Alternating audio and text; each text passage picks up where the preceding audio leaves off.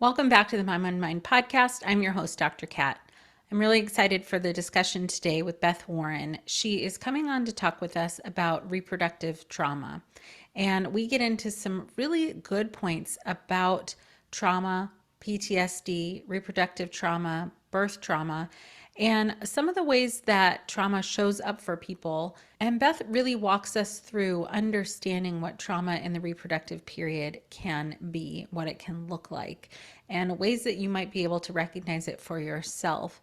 And, it's difficult because sometimes we think we would know what is going on with us if something were to be happening to our mental health, if our stress were that high that we had a diagnosis of PTSD.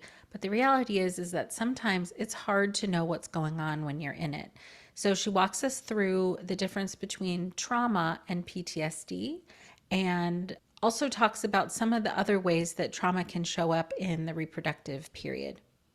And that includes ways that it can impact the individual, but also partnerships, also other family members, and even attachment and bonding.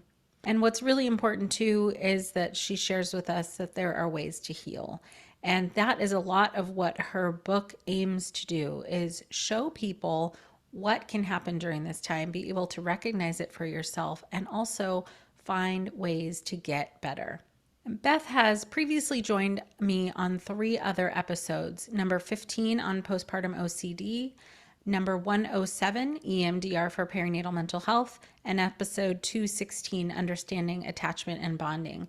And I want to refer you to those episodes because she also touches on a couple of those topics as we walk through our conversation together. Bethany Warren is a psychotherapist in private practice in San Diego, California, and has worked in reproductive mental health for 25 years. She has authored the books, The Pregnancy and Postpartum Mood Workbook, and then her newest book, Healing from Reproductive Trauma. She is certified in EMDR therapy and perinatal mental health, specializing in perinatal mood and anxiety disorders, birth and reproductive trauma, pregnancy loss, and infertility, and is an EMDRIA-approved consultant and facilitates EMDR trainings. She is a current member and previously served as the president of the board of the Postpartum Health Alliance. So let's get into it and hear from Beth. Welcome back, Beth. I'm so happy to have you on again. I love talking with you, and I love your brain and how it works and all of the things that you do with it, especially for our perinatal world. So thanks for being here. Thanks for having me. We are having like a brain play date, aren't we? I love being with you. I love chatting with you. I love you. I love your podcast. Thanks for having me. Yeah, thanks for that. You're just such a cool person, and I really admire all of the work that you do and how much you bring into this specialty. Not only having written one book already, but now another one that both serve the both the help seekers and the help providers, I suppose, if you want. It's just it's so needed too, especially to have something that is just tangible, usable, and in Beth language. Thanks, lady. Oh, that's the highest praise coming from you too. You're always so creative, and with everything that you created through Mom and Mind and your online course. So thank you. Wow. I'm glad to Thanks. be here. Love Fest. Love Fest. If anyone's still listening, If we love anyone's, each yeah, other. right. That is true. Yeah, you are really doing a lot in the trauma world, especially for reproductive trauma, Yeah, which that's is my heart. obviously what the new book is, Healing from Reproductive Trauma. And like I said before, our discussion, hearing from you is needed. But also there's so much that people don't know about trauma, let alone reproductive trauma, for so many different reasons. So I think there's some really good points that you wanted to highlight and outline in our talk today. So I want to go through a lot of that, and then bob and weave and have all of our um, other points brought in.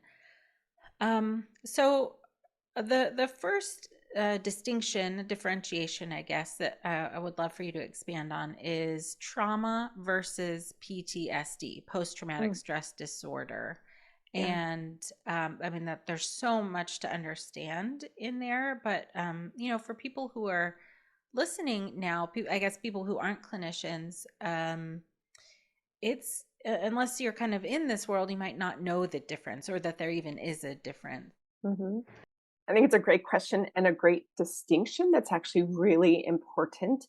Some people don't even identify with the word trauma. They just know that they feel off after going through something distressing.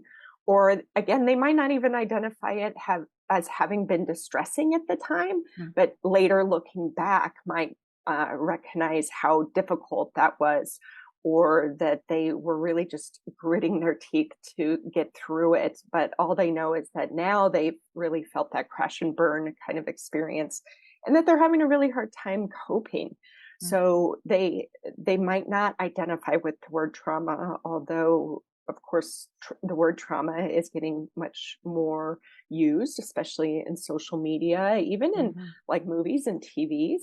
Yeah. Um, but the interesting thing is that's actually very different than PTSD. In Mm-hmm. other words, you don't have to have a full diagnosis of post traumatic stress disorder in order to have gone through something traumatic.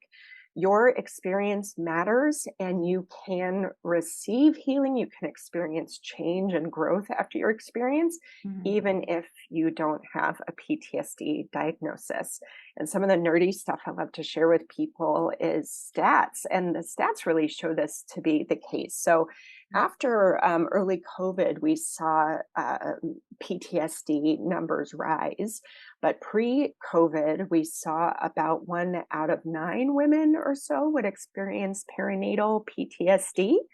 And yet, 1 out of 3, not 1 out of 9, excuse me, 9% of women experienced PTSD in the perinatal period, Mm-hmm. but 1 out of 3 women would report her birth to be traumatic.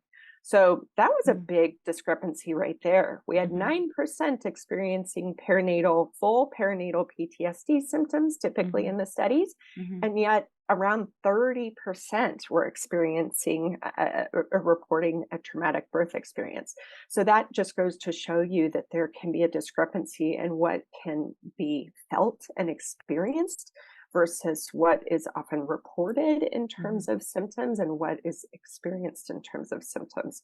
So I always like to kind of shout that from the rooftops is you do not have to have full PTSD symptoms in order to receive healing or benefit from therapy, for example. A lot of parents will have what we call subsyndromal symptoms, which means you might have some, but not all of the symptoms of PTSD, but you still might have gone through something traumatic. So they don't have to match up, for lack of a better word. They're not the exact same thing. I think over time, and especially when people think of like war veterans, they always think of PTSD, and that's not always the case. Trauma doesn't equal PTSD. It's kind of like a logic puzzle. Right. Those Right. who have PTSD have experienced trauma. Mm-hmm. Those who have trauma don't always experience PTSD, but yet Mm-hmm. can still benefit from healing. That's a really helpful distinction. And there was a couple points in there that you mentioned and I want to come back to. One is the use and maybe overuse of the word trauma to encapsulate more than I guess it was intended for. Mhm. Um, and I'm curious what your read is on that, or if you've seen the impact of that on anybody that you're working with.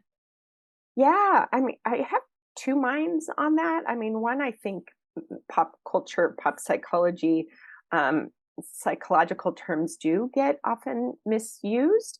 Think of how often people say things like, I'm so OCD, when really Mm, what they mean is they love organization or they like mhm, things a certain way. mhm, And what that does, unfortunately, is it really waters down a true OCD diagnosis in people mhm. that are suffering from OCD. I always like to say, if you like organization, it ain't OCD. Um, But the same kind of thing with trauma is, it can get thrown around a lot of like, um, oh, that was so traumatic when in fact they might be actually overinflating something, just for dramatic effect. Mhm. So that's kind of one mind that I have, is that this term might get misused a lot. Mhm. And yet my other mind on that is trauma is very subjective. Mhm. And I am a strong advocate for believing women, believing survivors. And if someone says something was traumatic for them, it was traumatic for them. Absolutely And right. the subjective nature of trauma is such that someone may have gone through traumatic infertility procedures, for example, and then have a happy, healthy baby. And people might say things that are very invalidating or dismissing to them, of Mhm. like, yeah, but you have a baby. Mhm. That does not take away their traumatic experiences that they had along the way. Or let's take birth as an example, birth trauma. If they might have not actually experienced a physical birth, a traumatic birth, in other words, that they had like on paper, what looked like a pretty standardized vaginal birth, happy, healthy baby, Mhm. but during it felt very overpowered or coerced into things, and as a result, looking back, feel very ashamed, or Mhm. again, very I'll say the word traumatized. And Mhm. so that's where trauma can be very subjective. So it is in the eye of the beholder, Mhm. and to an individual to share with us whether or not they feel traumatized. Because I've had the both experiences where, a client has been sharing with me their experience, and in my mind, I'm not saying it out loud. I might be thinking, oh gosh, that sounds horrifically traumatic, but Mhm. I'm hearing them say, and man, I feel like such a badass, and listen to what I went through, and can you Mhm. believe that? And I'm like, all right, I'm going to go off their cues and Right. how they've interpreted this experience. And then Mhm. certainly the opposite is true too, where Mhm. people are having experiences where, again, on paper or maybe per their provider, they quote shouldn't have Mm. the emotional reaction they are. I'm not saying that, Right, but right. yet they are. Mhm. Mhm. Yeah, Yeah, that thank you for going into that. It's so real and so true. Unfortunately, there are a lot of people whose experience are diminished, minimized in any number of ways. Um, and there's so much history just around women's health and women's yes, reproductive health in general, where women aren't believed and haven't been believed about their experience or their pain and whatnot. So yeah, thank you for attending to those points about believing the person whose experience it is. It's so important. yeah. As an aside, when you had Eleanor Cleghorn on to talk Hmm. about Unwell Women this year, oh, that was such a powerful episode. I've recommended that book to so many people. Right, right. Oof. It's so good. She's writing another book on motherhood. Oh, is Yeah, she? I'm excited to That's see it when it great. comes out. Yeah. Um, okay, so also for people who are listening, how might they know that they are maybe dealing with symptoms of PTSD? Um, can you just run through like some of the, I guess, or some symptoms of PTSD so that people can listen for that and kind of know if that's something they either might be going through now, or even if it's was years ago, something that they've been Yes. through. I love that you bring up that it could have been years ago, because there can be a quote delayed onset of symptoms that can happen even months down the road, but Mm-hmm. also that when untreated, PTSD can last and linger and go on and on and on. And I've treated women whose reproductive trauma was even decades ago, and they have found healing. So it is never, ever, ever too late. So I'm so grateful Right. you brought up that aspect. Yeah. But yeah, with PTSD, some of the big indicators are when there is a negative affect and negative belief that often comes with the distressing event. Oftentimes it's self blame, Mm, a belief that one has either caused or contributed to the event. This is where we'll often hear women or dads say things like, I'm responsible. It's my fault. I should have asked for a C section sooner, or I was quiet for way too long. Like it's my fault that I didn't speak up. mm, I'm broken. I'm defective. Or even a feeling like I'm still unsafe now, even mm, though the event was X number of days, months, previous, that I'm still unsafe, or the baby is still unsafe now. It's an mhm, extension of me. mhm, So there's often that negative belief as a connection, and usually big emotions tied to it. There's a big overlap between PTSD and rage and irritability, mm, anxiety, oftentimes a lot of sadness, tearfulness, depression. There's also a big kind of Venn diagram overlap between PTSD and OCD. You might see people become mhm, really hyper vigilant mhm, and start doing quite compulsive checking of their baby, for example. So that those symptoms can come from a PTSD cluster. Um, there can be disassociation. You might feel disassociated from your body. Like mhm, my body does not even feel real. Now, I want mhm, to distinguish this from, or differentiate this from how most everyone recognizes that their body is different during pregnancy and when becoming a parent. mhm, um, and even just looking at one's body can be distressing at times, or mhm, a lot of times. Just that adjustment into parenthood. This is feeling actually disconnected, mm, looking in the mirror, not recognizing yourself, touching parts of your body might feel completely um, uncomfortable or not even possible. mm, You might feel overtouched, overstimulated. You might have always dreamed of using a baby wrap, but actually can't tolerate baby wearing, or breast and chest feeding doesn't feel tolerable because you feel so activated. mhm, So dissociation, floating away, losing time kind of aspects can come with PTSD as well. Flashbacks can occur. Now, people oftentimes think of flashbacks, again, I reference veterans.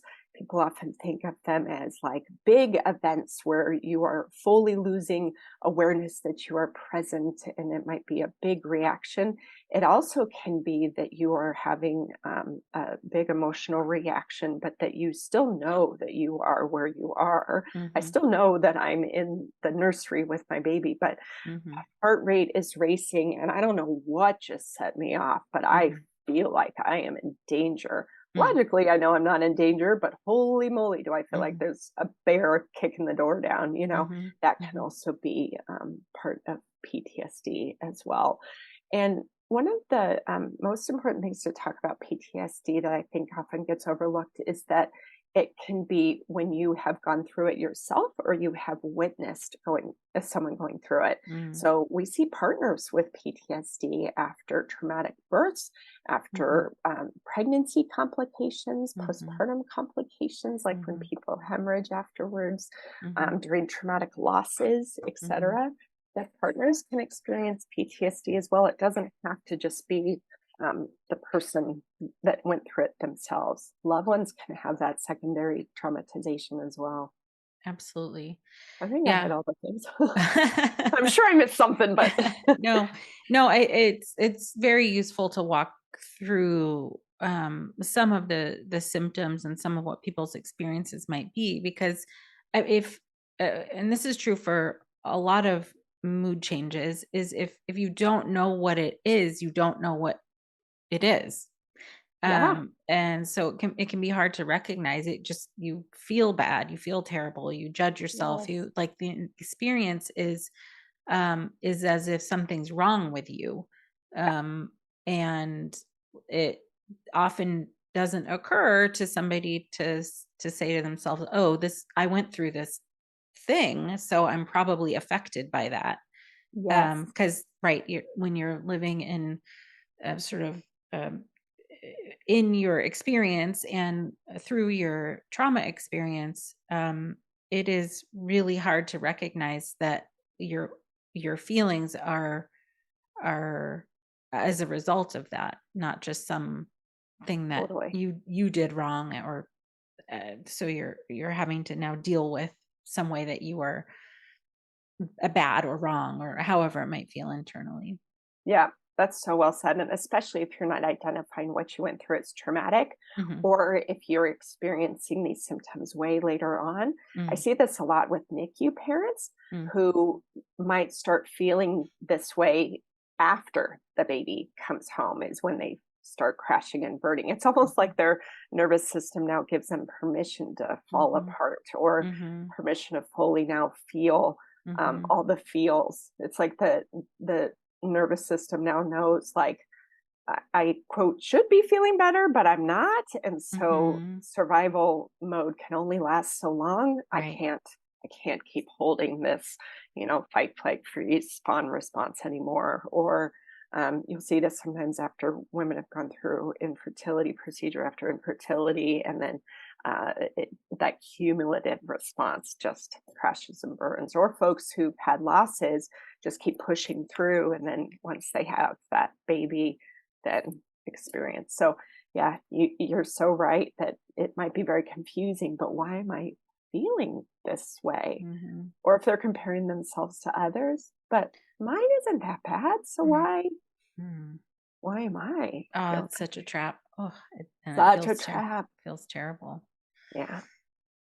So you have touched on a lot of different things related to the perinatal period, of things that might um, be traumatizing for people, or result in a full PTSD diagnosis. But if we can go through that with a little bit more deeply, Yeah. understanding what the different types, I guess, if you want, of trauma, or different things that people can experience during their reproductive period.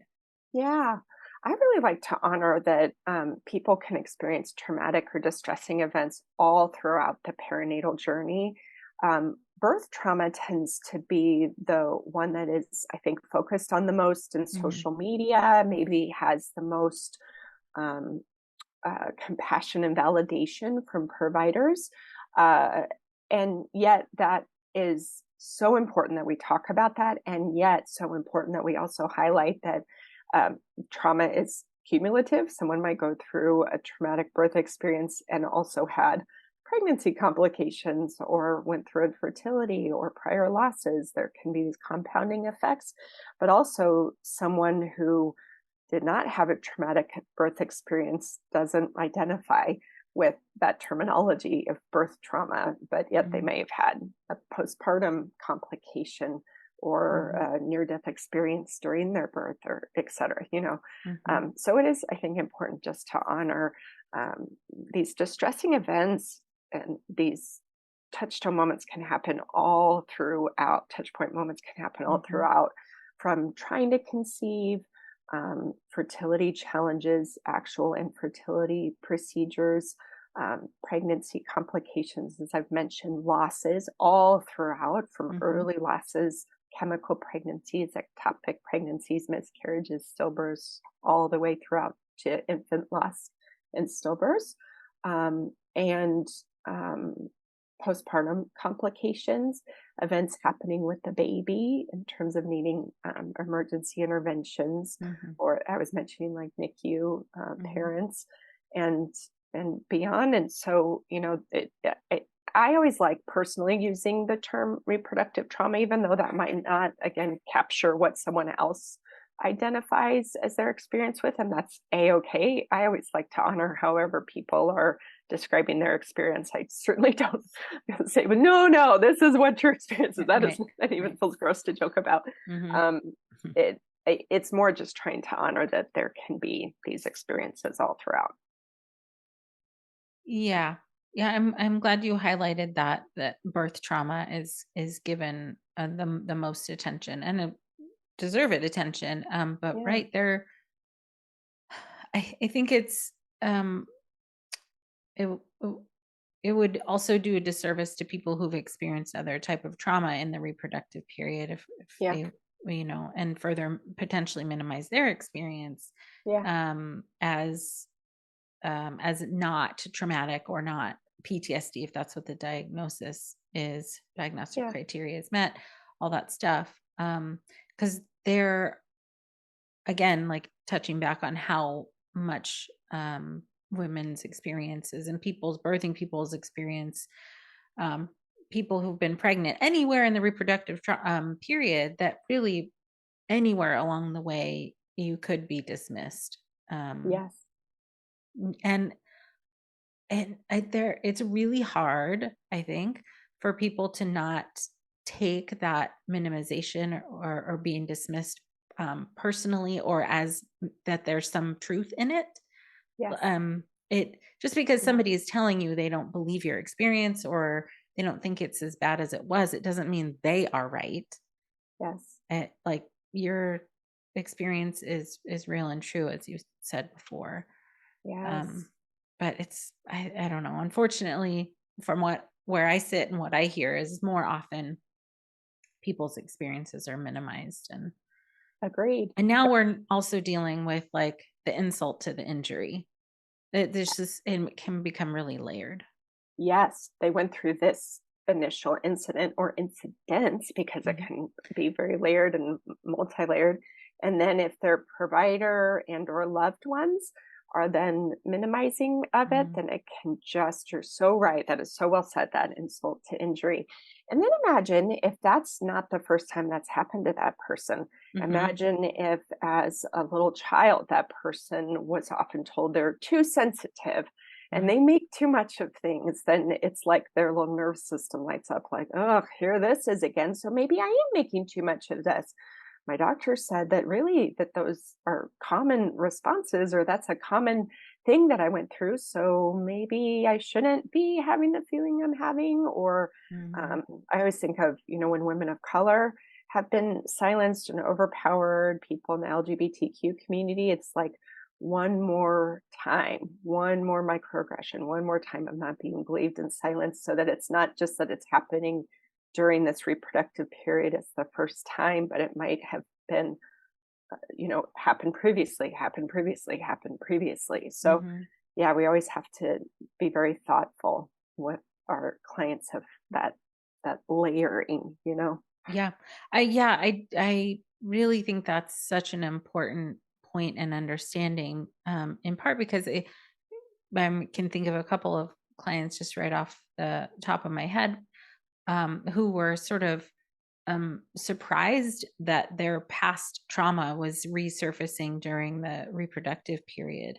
Yes. Like either, oh, well, that happened a long time ago. Why is it impacting me now? Or that has nothing to do Yeah. with this, or it seems like it has Yeah. nothing to do with it. Yeah. And that for sure things can kind of come back up because of so many different reasons. But Yes. yeah.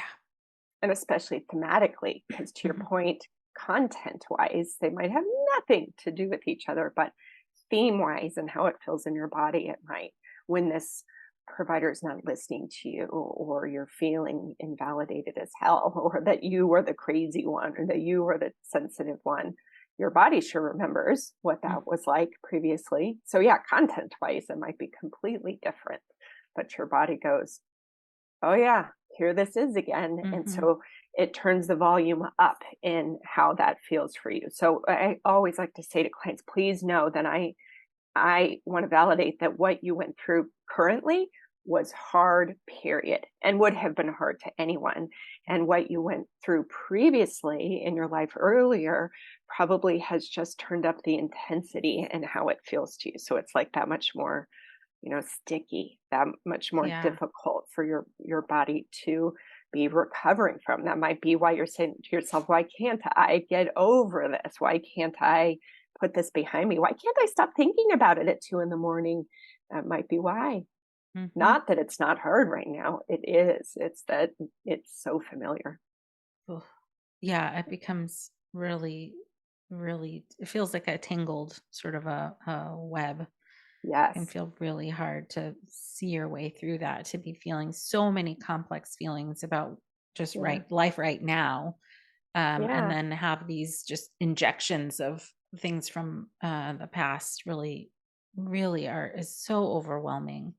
Yes, Um, especially at this time of life, because either you're just gotten handed a little human to take care of, or you're currently trying to conceive and trying to take care of yourself the best way you can, or you're mhm, currently pregnant and trying to be cool, be cool, be cool, and mhm, right, like mhm. it's a lot. It is a lot. Yeah. I that brought up something in my mind that I would love to talk with you about and hear your thoughts on, which is the idea of triggers and Mm-hmm. the word trigger even, and how it again, kind of touching back on trauma, how it's used and misused Mm-hmm. in a lot of ways. Mm-hmm. I've seen some people again, like on social media, who now feel sort of like triggered by the word trigger, Mm-hmm. because Yeah. it's been associated with so many warnings and like big bold letters. And while I think it at least initially and still does come from a good place of kind of Mm-hmm. wanting to give people a heads up, um, there is a kind of a specific use of the word trigger when it's as related to trauma and PTSD. So if we can kind of start there. Yeah, I agree with you. I think that that movement was such good intention, so that, gosh, it's so hard as we're scrolling, right? There's no way to buffer for ourselves. You're like, oh, puppy post, and then oh, whammo! Like Yeah, there's either some content that's really hard to see, or maybe it's like a political post that you're like, oh, I wasn't in the mood for that, or right. whatever. There's no way to kind of modulate for Mhm. ourselves and Mhm. tend to ourselves, and so it can be helpful when there is that content warning.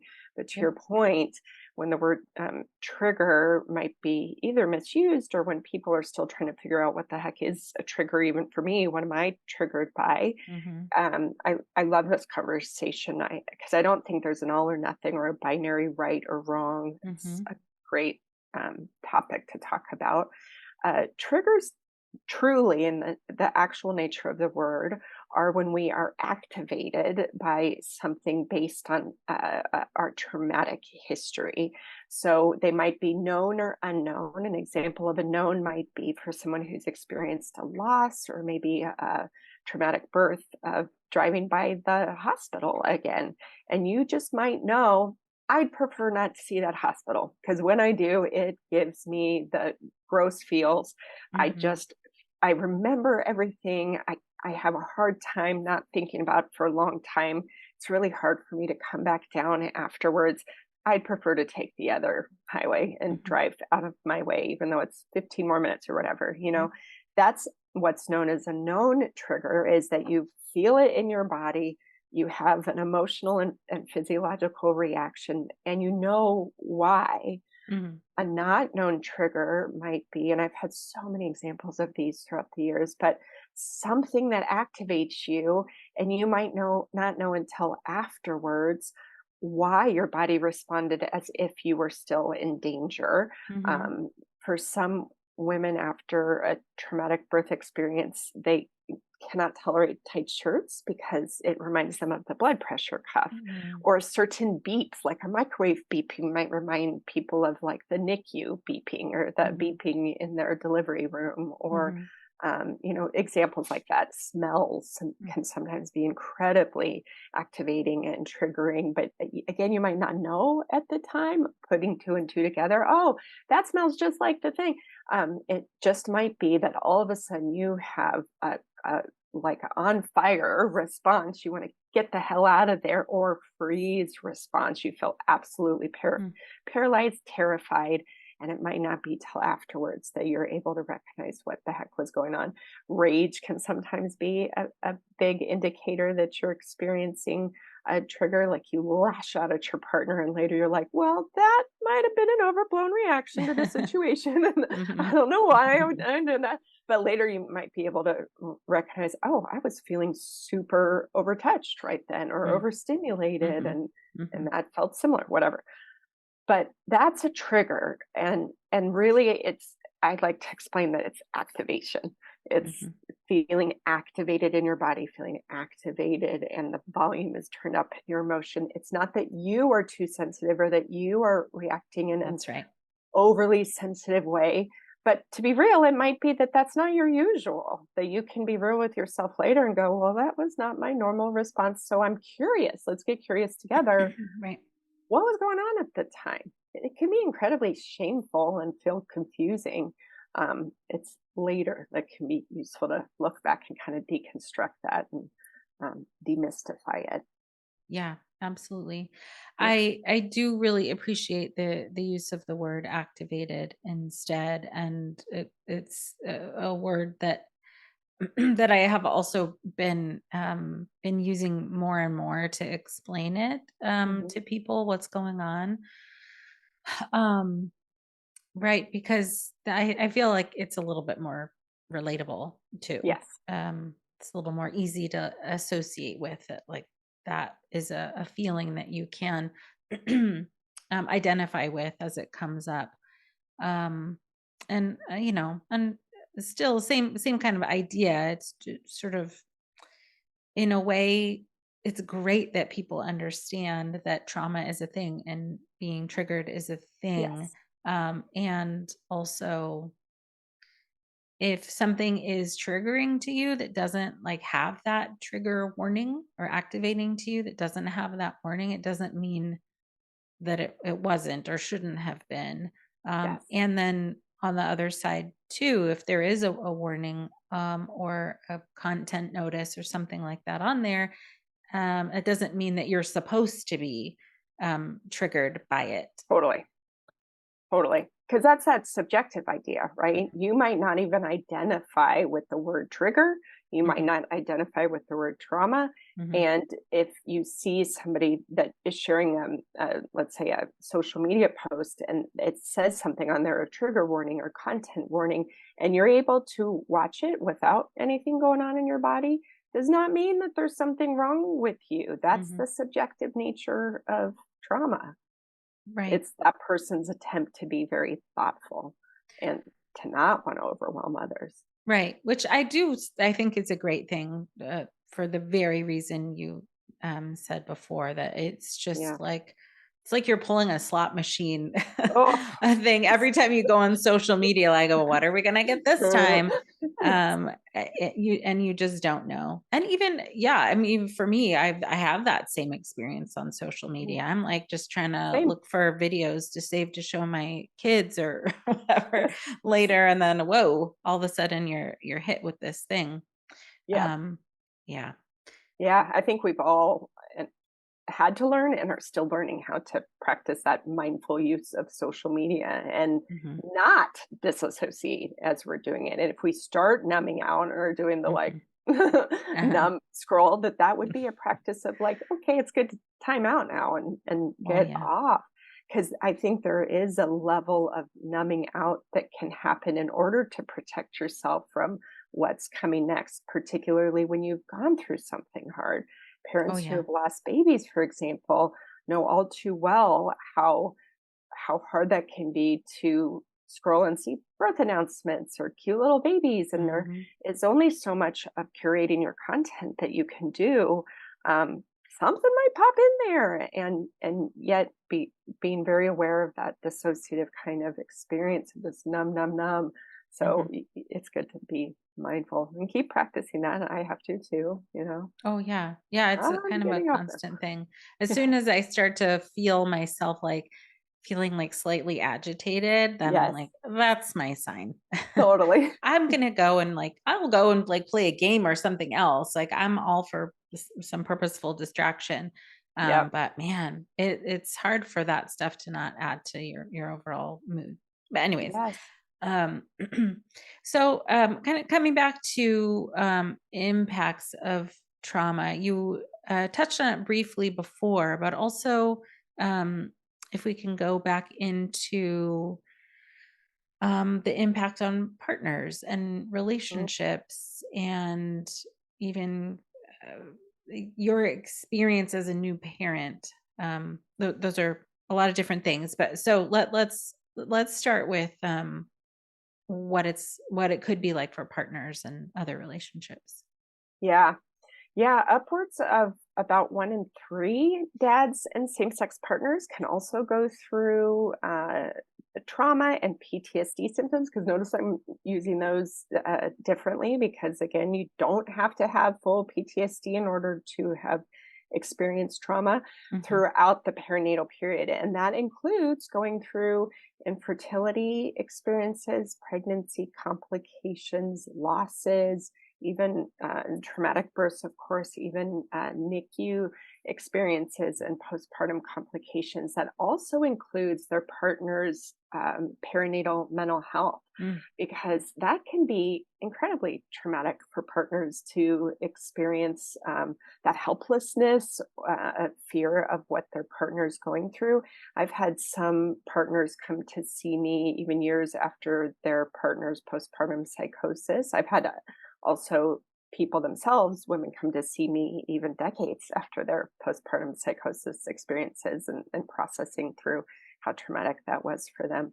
But yeah, for partners, oftentimes people aren't asking the partners how they're doing. Right. They're not being screened for even just basic mental health symptoms, not to mention trauma symptoms. And you've had so many great guests on about partners' mental health. Thank goodness. So I certainly would refer your mom and minders to those great episodes. But gosh, people just aren't typically, not just providers, but loved ones, Hmm. sadly, aren't often asking dads and wives and partners what their experiences were like, how they're doing. And I think that's especially the case with trauma. We've seen a lot of studies about that.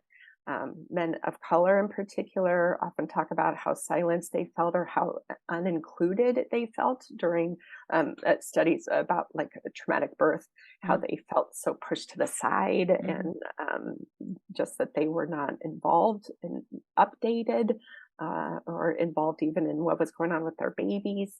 Right. And so we know for sure that when partners do have PTSD and it isn't addressed, that it can linger for years. Hmm. And so that it's just so important, if you have uh, a couple in your life that had a baby recently, that we're just simply asking, hey, how are you doing too? Not just always asking about how the birthing person is, but asking how the partner is, asking what was the birth like for you? What was that experience like? Or even like, what was the pregnancy like for Right. you?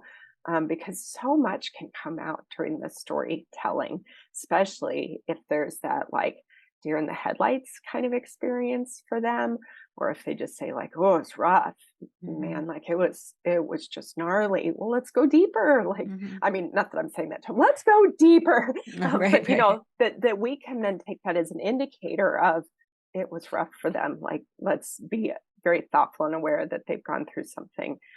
Maybe right then might not be the best time, but let's keep in their lives. Let's keep asking. Let's let them know that we're here for them. Yeah, I think that there's so much disconnect for I've seen this on social media too about like, oh, well, let's say it's a male female partnership, and the mom gave birth. People will dismiss the father entirely and say, well, like, you didn't give birth, you don't have the right to blah blah blah, Yeah. as if they have no feelings or are not present at all or don't Yes. care about the person who is like dealing with this horrific Yes. ordeal. Like it I don't understand totally why that has happened. I mean, I Yeah. do, and I just think it's so unfortunate that partners' experiences have been just cut out, Hmm. and they themselves have been so dismissed. It's getting better, I think, little by Hmm. little, but it's still pretty prevalent that Yeah. they're told they're not allowed to have feelings about it. Yes. Or openly mocked when they Mm, do. right. Yeah. Yeah. And I think it also is a both, and that both things can be true, because how often, I'm just assuming, so check me if I'm wrong, but how often are we working with clients who in the processing of their traumatic experiences are also processing deeply held maybe resentments towards their partners that then were really coming to a crescendo during their birth. And oh, he just stood there passive. But then what's so neat during the processing is that then maybe some um, compassion is able to be accessed, or some awareness of what the partner was actually going through as they Mm, stood there paralyzed, that it wasn't that they didn't care, or apathy, that it was actually that nobody was involving dad, or that mm, he didn't know how to help and he was terrified, or mhm, whatever. I think that both things can be true, but the resentments absolutely can come up. Anger can come up. These things can come up mm, that actually then can really linger and mhm. impact the relationship for a long time to come if it doesn't get addressed. Do you see that too? Oh, yeah, for sure. And it's I think there's an additional layer too for I guess I see this more typically with male partners who witnessed their partner, female partner, go through something that was traumatizing for the mom. Um, again, I'm thinking of a couple of examples just off the top of my head that of they don't the male partner doesn't necessarily want to say that it was hard for them, Yeah. or like there's because of all of this other additional layers of socialization, it's Yeah. sometimes not even feels okay for them to say that, yeah, that really Yeah. messed me up. Yes. And then they themselves have layers of anger, and their Yes. stuff is coming out all over the place, and like the relationship is impacted from both sides, and Yes. nobody understands each other, and it can get really, really complex. Yeah. And in your example, a traumatized woman who's just given birth does not have the bandwidth to then be carrying her spouse. Hey, how Mhm, you doing? Are mhm, you traumatized? What can I do to take care of you? Most traumatized folks are themselves just trying to keep their head above water. And so I think that's why it's so helpful that we keep talking about this, because mhm, we as the collective village, whether we're the loved one in their life or whether we're the provider in their life, do have a responsibility to be mhm, checking in, because certainly it's not this couple who are floundering that only have the responsibility to be lifting each other up. Because, yeah, to your point, how often are men, let's use men as an example, going to feel in this society safe to be like, hey, I really got traumatized mhm. and I'm feeling it and I'm struggling. There are certainly some communities where that might be the case, but I would say more often than not that that's not the case. You know? Yeah, yeah. Yeah. And so, I mean, I guess, right, but assuming either one or both people, either either the birthing person, or in if there's a partnership with both people in the partnership, I mean, other family members can be impacted too, Yeah. even if they weren't necessarily in the birth room, if they're hearing about it, if somebody's Yes. like going, you know, by ambulance or whatever the Totally. scenario is, like these are can be really terrifying for even extended family members, Yeah. grandparents, or um, Yeah. siblings. Secondary traumatization, what you're talking about, is a real thing. And it can be super confusing if it's you yourself who went through the thing to then be hearing your mom talking about how traumatizing this was for her, maybe. Hmm. Or maybe she's not even using the word trauma, but she keeps talking about it. Or Hmm. what I often find is one of the interesting kind of impacts of secondary traumatization is that this is often where those unhelpful messages will come from, where people are themselves so impacted that they loved ones are themselves so Hmm. impacted that they will then want it to all be better. So they'll do Hmm. those kind of toxic positivity messages of like, but you're fine now. Right. Or at least those at Hmm. least statements are my most unfavorite. Mhm. The idea of like, at least you can get pregnant again, or at least the baby's fine now, or at least you're all home now. Whatever the at least statement is just so invalidating. And it doesn't have to be that the person who's saying that themselves is distressed, but more often than not, I find that they're just trying to give these platitudes and these magic words to try to make it Mhm. all better, not only for you, but for themselves too. Right. And it doesn't work, but Yeah, yeah. that's the intent. Yeah, nice try. Nice try, swing and a miss. Uh-huh. Yeah. Yeah, that is really real. It's I mean, look, it's really hard to deal with hard things. There is no doubt about Yeah, that. yeah. And we are not trained up on how to do that. Mm-mm. Really. Nope, As a society, not too much on how to no. deal with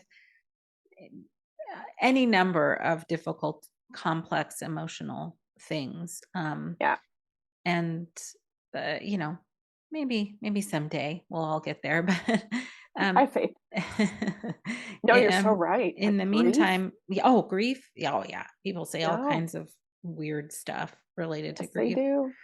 And I think there is a lot of grief around reproductive trauma because Hmm. there is this continued expectation that things just go smoothly during this time.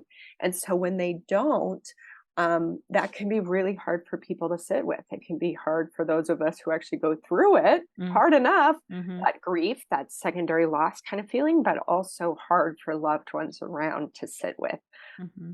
this idea that it wasn't just all roses. So I do totally agree with you that there's so much discomfort around the idea that it was anything less than perfect. So I'm going to use all my words to make it so. Right, right, right, And it doesn't work. right, absolutely. Yeah. Yeah, and I mean, these can have lasting impacts. And obviously, like, the sooner you know that something's going on and can get help for it, the sooner you can move through.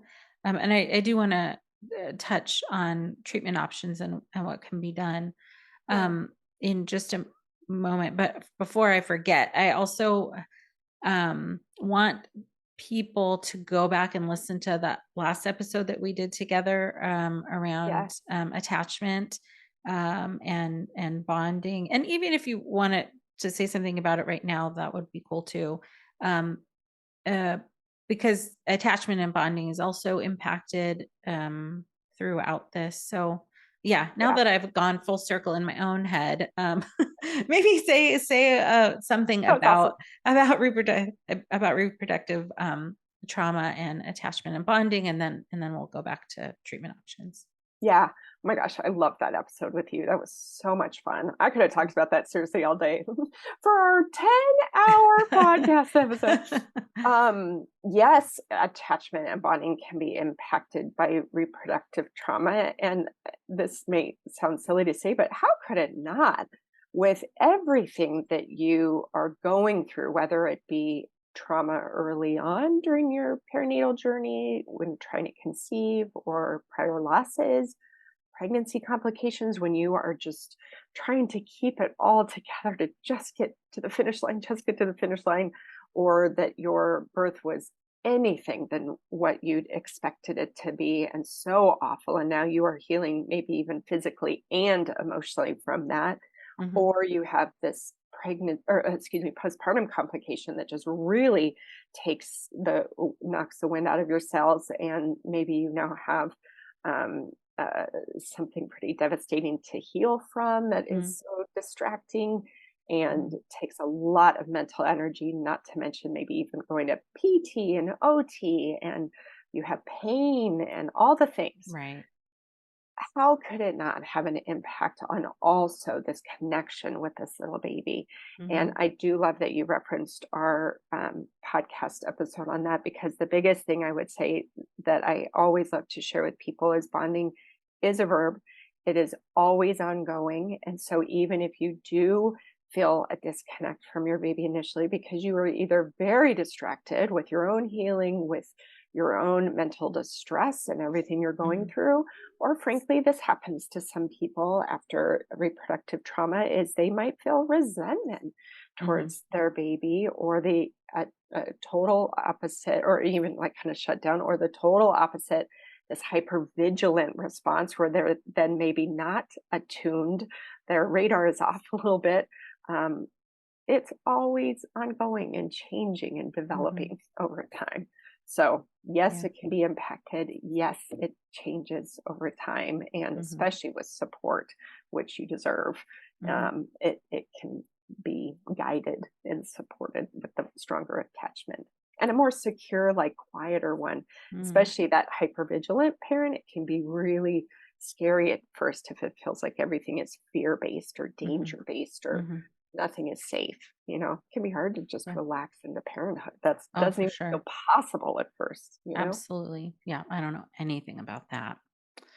Wink, wink. Asking Not, for a friend. yeah, yeah. Not from specifically PTSD perspective, but yeah, that hypervigilance with anxiety and then Yeah. um, a little touch OCD there.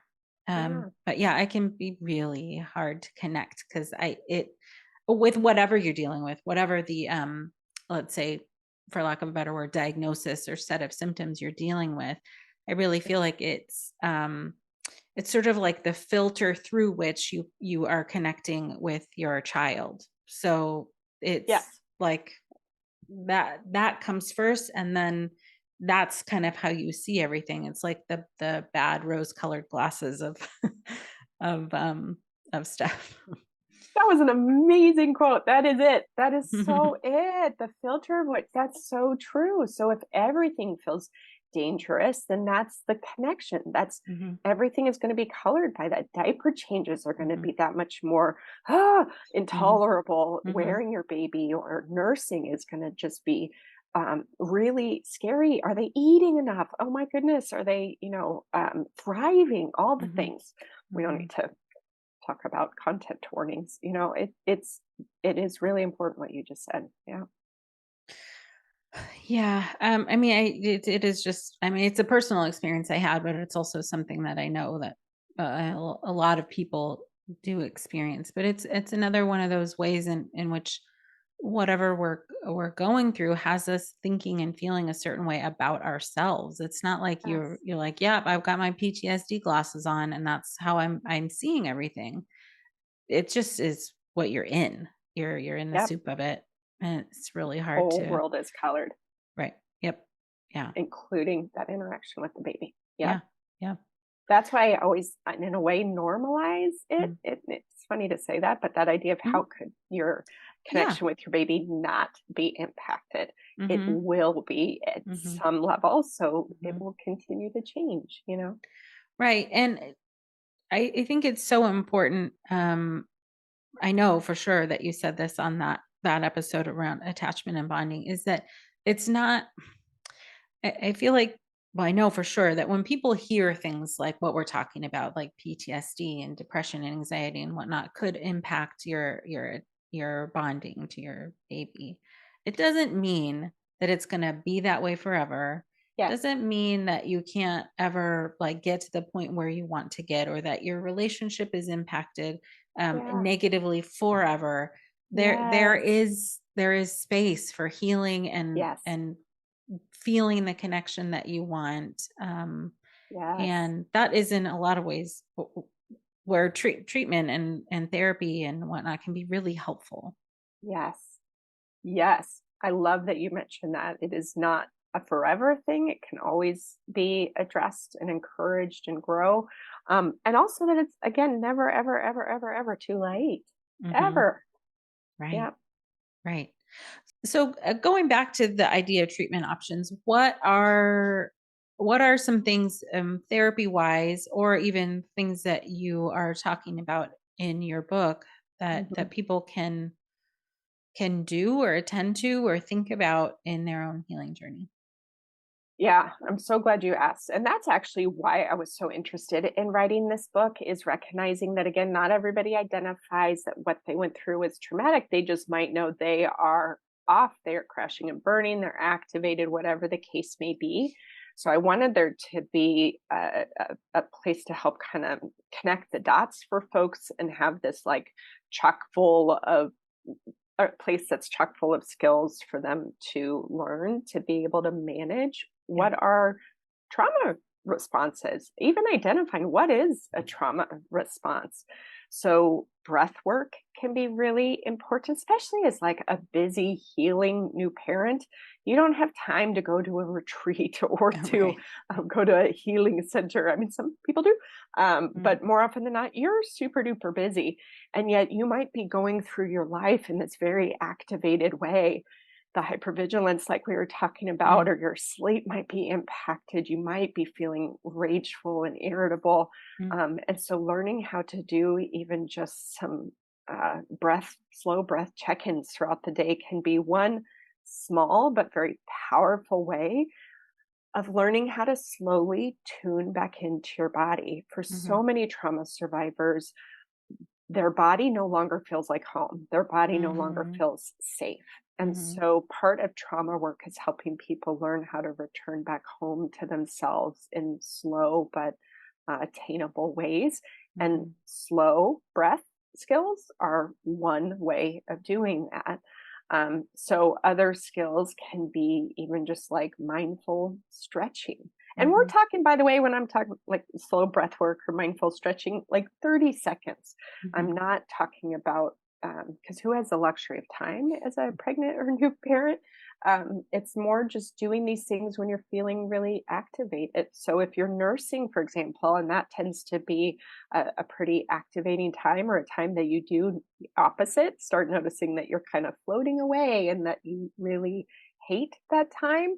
That can be a time where you start bringing in some mindful stretches, stretching your fingers and toes so that you're Mm. noticing, like, here I am, right here and Mm. present. Mhm. This is a hard time for me, but I'm Mhm. I'm right here and present. Or I also teach something called the five senses, where you're noticing things that you're seeing, hearing, and feeling in your environment, smelling, Mhm. tasting, Mhm. really helping ground yourself back to the present. Those are helpful skills when you are kind of dissociating, floating Mhm. away, not comfortable in your own skin. Mhm. So, treatment for trauma typically looks like actually processing what happened to you, like EMDR therapy, what we've talked about before in here, Mhm. eye movement desensitization and reprocessing therapy.